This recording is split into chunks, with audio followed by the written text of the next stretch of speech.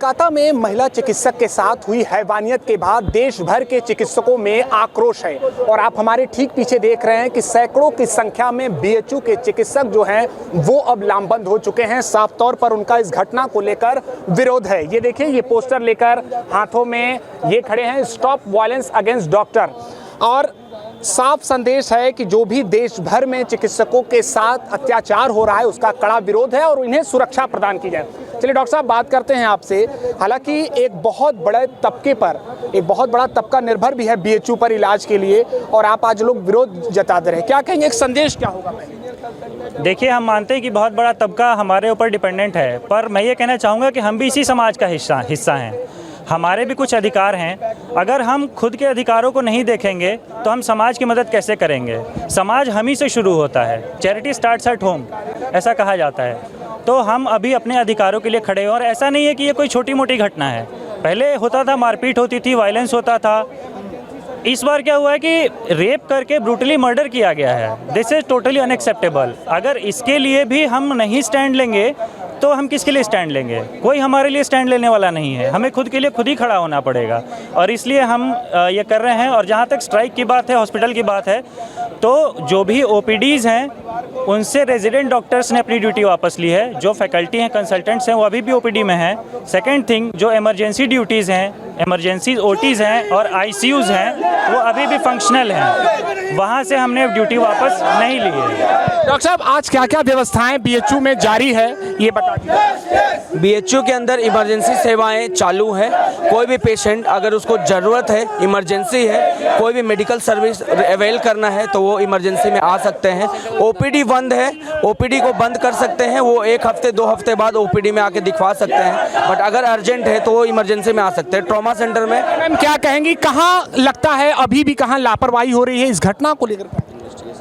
Investigation अच्छे से नहीं हुआ है। इन्वेस्टिगेशन, अच्छा, क्या मांग है आप?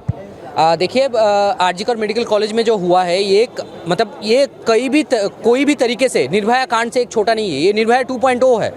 इसमें हम लोगों को क्या दिखने को मिल रहा है? एक डॉक्टर जो ड्यूटी कर रहा है, अपने ड्यूटी में रह के उसको रात में गैंगरेप होता है, उसका ब्रूटली मर्डर होता है, और वहाँ पे उसका प्रिंसिपल क्या बोलता है, वो एक अकेली लड़की होकर रात में ड्यूटी कैसे कर सकता है? तो फिर आप बोल रहे हैं एक लड़की जो है वो रात में ड्यूटी ना करे, एक लड़की जो है रात 10 बजेगा तो वो घर के अंदर घुस जाएगा, ये बात है।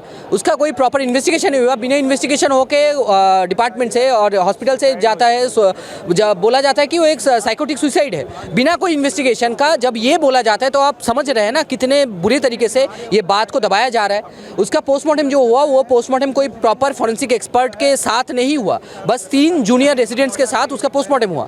उसके बाद री पोस्टमार्टम का जो हमारा मांग था उसको बिना पूरा किया हुए उस बच्चे को, जो पेशेंट था, जो महिला था, उस महिला के बॉडी को जला दिया जाता है। उसके बाद भी जो है उनका वहाँ का जो प्रिंसिपल है, प्रिंसिपल जब रिजाइन करते हैं विदिन 2 आवर्स ही gets appointed as the new principal of CNMC Anand medical college. ये क्यों हो रहा है? बार बार किसके मदद से ये मांग है आगे जा रहा है? हमारा मांग है जितना जल्दी हो सके, even with the help of fast track court, एक प्रॉम्प्ट इन्वेस्टिगेशन हो जाए। जो भी कल्प्रिट और कल्प्रिट्स है उन लोगों को पहचान किया जाए, उन लोगों का कोई बहुत जल्दी से एक एग्जेम्पलरी एक वर्डिक्ट दिया जाए।